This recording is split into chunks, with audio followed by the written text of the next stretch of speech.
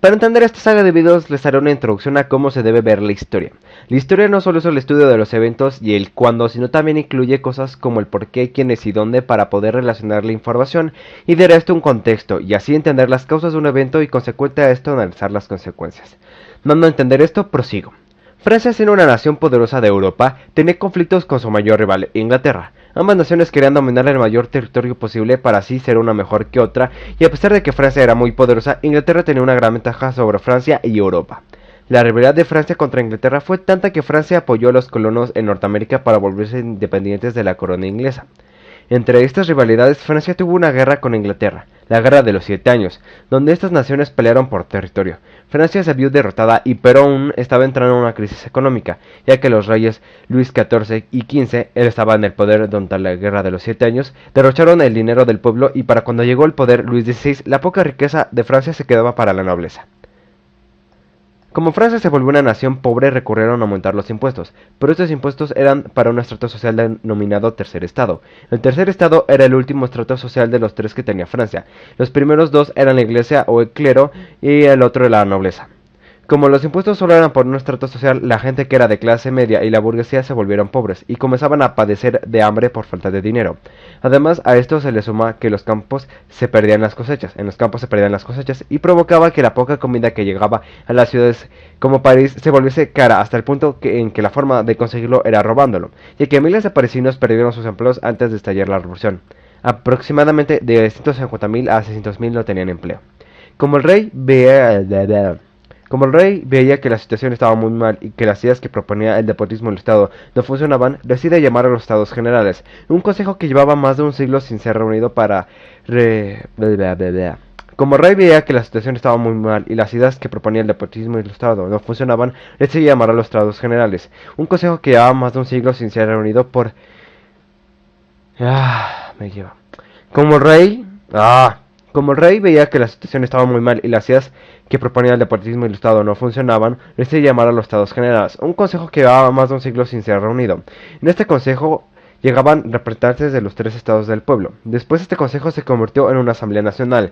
El deportismo ilustrado eran las ideas de la ilustración propuestas por los grandes filósofos como Voltaire, que decían que se debía servir al pueblo, pero era de forma vista... el deportismo ilustrado eran las ideas de la ilustración propuestas por los grandes filósofos como Voltaire, que era que el rey debía servir al pueblo, pero digamos que esto se modificó un poco y lo que trataban de dar era dar al pueblo lo que necesitaba sin que ellos lo consulten, servir al pueblo pero sin el pueblo.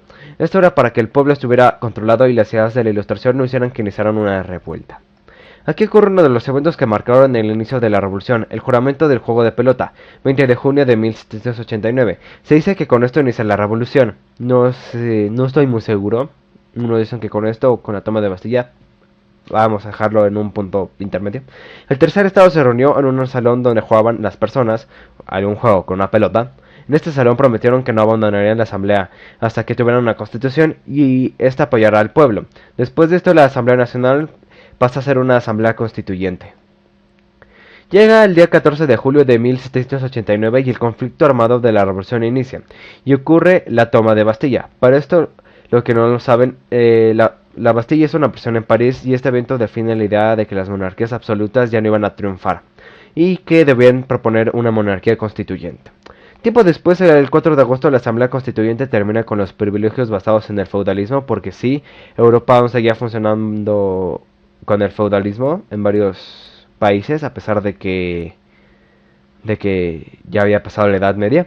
Y el 26 de agosto del mismo año, la Asamblea Constituyente aprueba la Declaración de los Derechos del Hombre y del Ciudadano, documento muy importante en la historia del hombre y que fue mencionado en el Assassin's Creed Brotherhood. La marcha sobre Versalles o la marcha de las mujeres sobre Versalles fue un acontecimiento que tuvo lugar del 5 al 6 de octubre de 1789 en el Palacio de Versalles, Francia.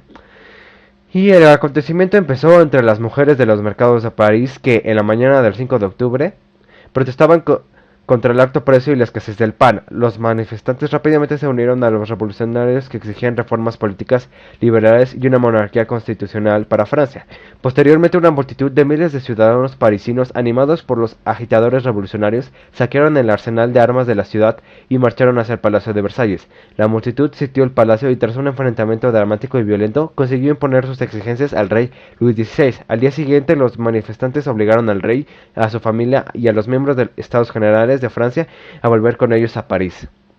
Un dato curioso es que en octubre 10 del mismo año, Joseph Guillotin propone una pena capital más humana e igualitaria y propone su invento, la guillotina, instrumento que servirá para decapitar a miles de personas, principalmente en la época del terror. Ok, este es el primer video. Sí, fue muy rápido. Créanme, fue mucho más rápido que el video que grabé. Espero que hayan entendido un poco la historia, el cómo vamos avanzando por la historia. Ya acabamos con la primera parte, que fue hasta que, digamos por así decirlo, el rey llegó a París. Falta un poco más de esta primera etapa de la historia. También voy a hablar de la época del terror, de Robespierre, y de la época de la convención, que ya sería otro tema para otro video. Entonces, gracias por ver. Ok, solo les pido algo, si les gustó el video, por favor compártanlo a la gente que sepan que le gusta Assassin's Creed o a las comunidades de Assassin's Creed, que en verdad me servirá mucho y este video está más dedicado para ustedes, en especial a mi gente de la Nueva Hermandad. Si no conocen esta página, busquen la Nueva Hermandad en Facebook, si no les dejo abajo el link para que nos den like. Y bueno, esperen el segundo video, que va a ser al final de esta época de la monarquía, la época del terror y la convención.